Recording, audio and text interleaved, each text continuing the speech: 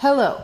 All right, this is lesson 5.6. It is the last lesson in chapter 5, so that's good news. Lesson 5.6 starts with this quadratic relation. Let's talk about it for a second. This is a quadratic relation in standard form, okay? It's a trinomial.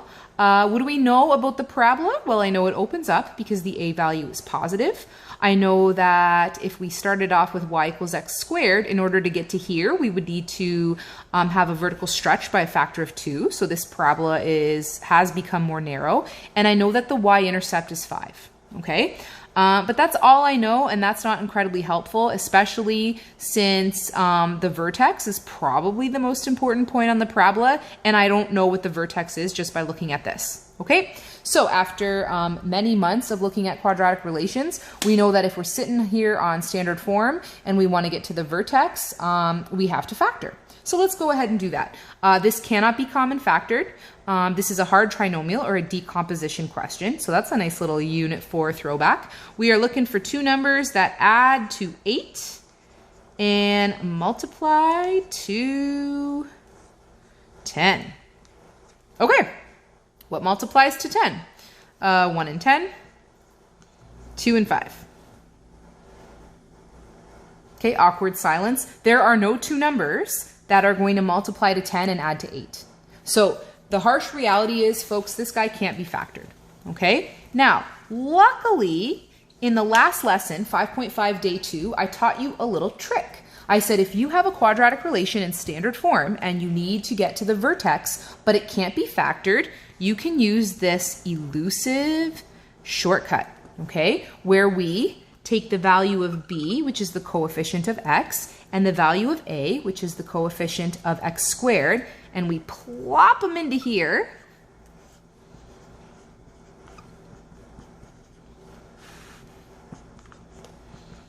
That'll take us right to the axis of symmetry. And then we can take the axis of symmetry, plug it back into the original equation, and find the y value of the vertex. And 100%, this is a viable option, okay? The only problem is, and I already promised that, you will have assessments that say in bold, italic, capital letters, you may not use the shortcut in your solution. So you'll probably end up using this shortcut in grade 11. You might use it to check your answers on an assessment, but this will not be an acceptable method to solve questions like this, okay? I want you to save this arsenal for your, or pardon me, save this little trick for your quadratic arsenal, put it in your back pocket there, but you cannot use that method. And so that's where today's lesson comes into play. I'm going to teach you how to partially factor, okay? So when we partially factor, okay, we take the quadratic relation and we're only going to factor these guys, okay? And so we could common factor a 2x, okay? But we could also just factor an x. So stay with me because I've seen these kind of questions done both ways. I'm going to pull an x out, and when I divide this term by x, I'm left with 2x. And when I divide this term by x, I'm left with 8. And I'm going to close up that bracket, and I'm going to recopy this so I don't forget about it. Okay? So partial factoring, I factored x from the first two terms. Now, we're going to do a nice little unit 4 throwback. After I factored, I'm going to set these factors equal to 0. Okay? And now here I have to do a little bit of work. You come over, so I get 2x is equal to -8 and x is equal to -4. Okay? Now, I'm going to switch colors to really emphasize this. These are not the zeros. That is one of the most commonly made mistakes, okay? This is not a 0 and this is not a 0. What these are, okay, are two x values that have the same y value. What do I mean by that?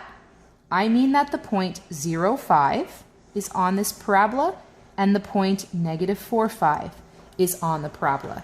And now we're going to do, again, a little throwback to unit, I think, 3. In unit 3, we talked about the fact that we don't need the zeros to find the axis of symmetry. We can use any two ordered pairs that have the same y value. So let me show you what this actually looks like. I just said that these two ordered pairs, are on the parabola. So what does that look like? 0, 5, negative 4, 5. Okay?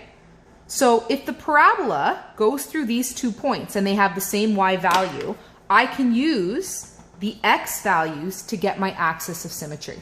So I'm going to take those x values, add them up, divide by 2. That's the same answer I got using the shortcut.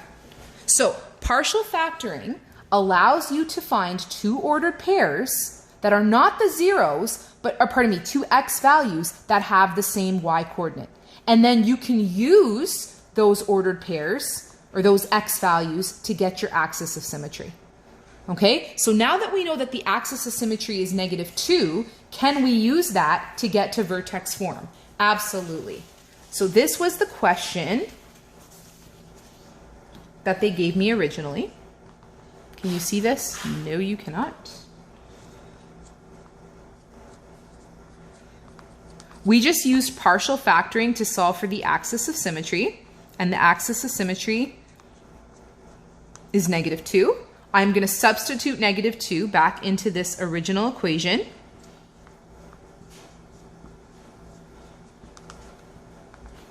Okay, and that works out to be -3. Again, you don't need to show me every step in these calculations, but if you're completing the homework and you can't seem to get this correct, please message me and we'll go through it together on Edsby. Okay, now I'm in business, because in order to express a quadratic relation in vertex form,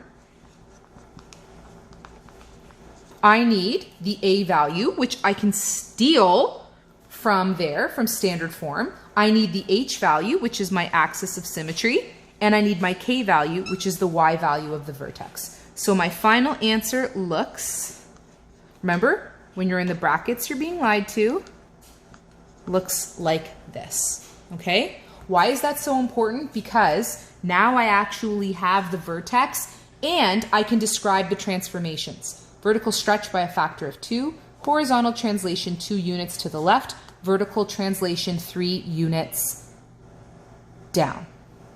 Okay?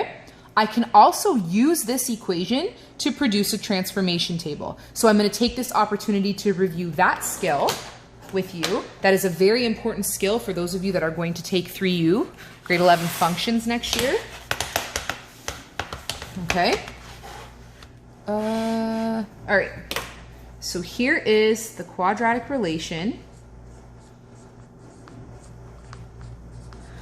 in, can you see that? In vertex form. Okay, and so we're going to start with our regular y equals x squared table of values. So your usual suspects.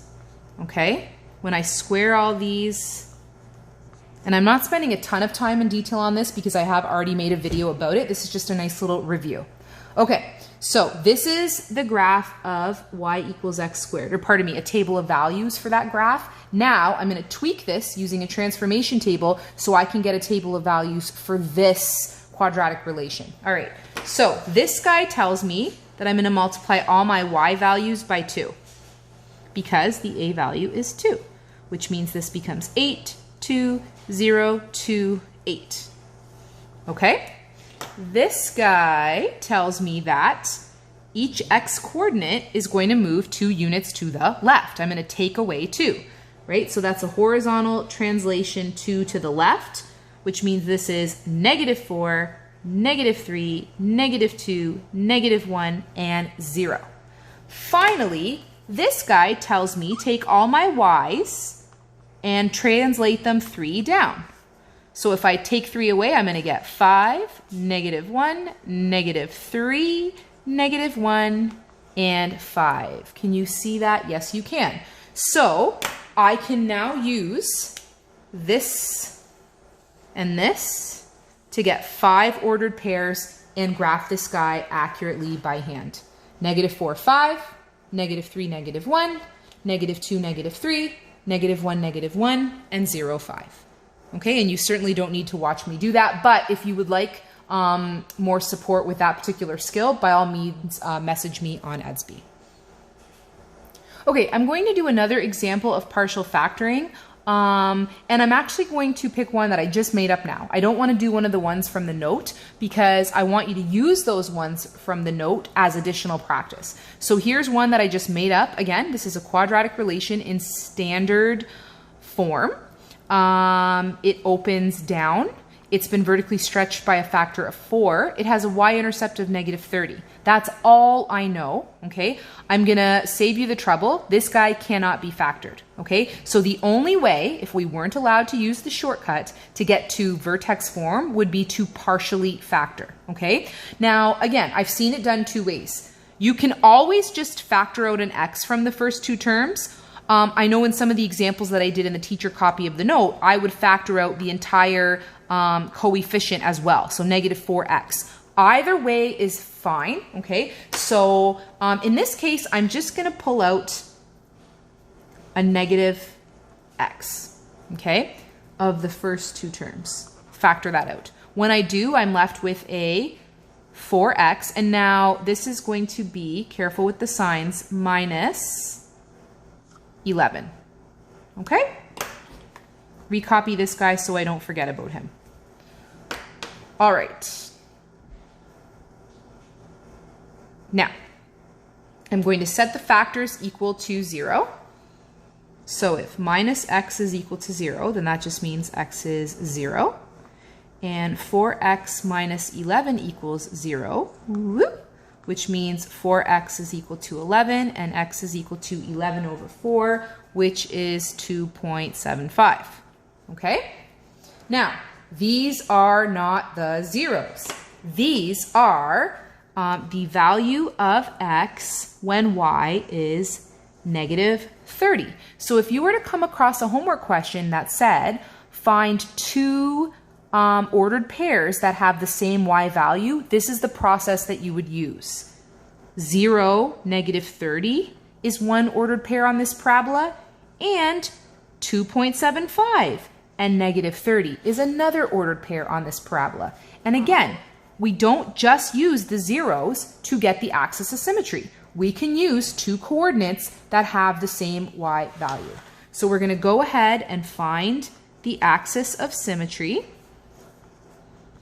okay, which happens to be 1.375. Okay, now that I have the axis of symmetry, I'm going to plug that x value into the original equation to get the y value of the vertex.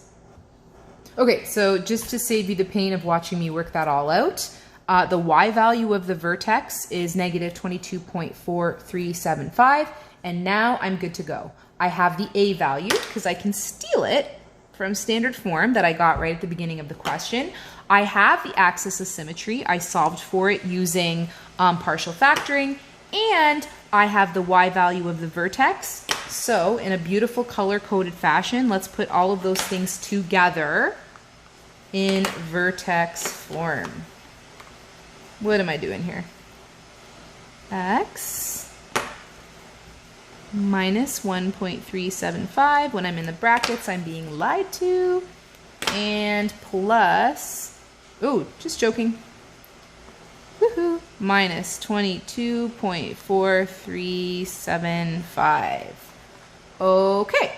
Now, it's painful and it's ugly, but we're going to do it anyways. Reflection in the x-axis, vertical stretch by a factor of 4, horizontal translation 1.375 units to the right, vertical translation 22.4375 units down. I would never have you graph this by hand using a transformation table, so don't stress out about that.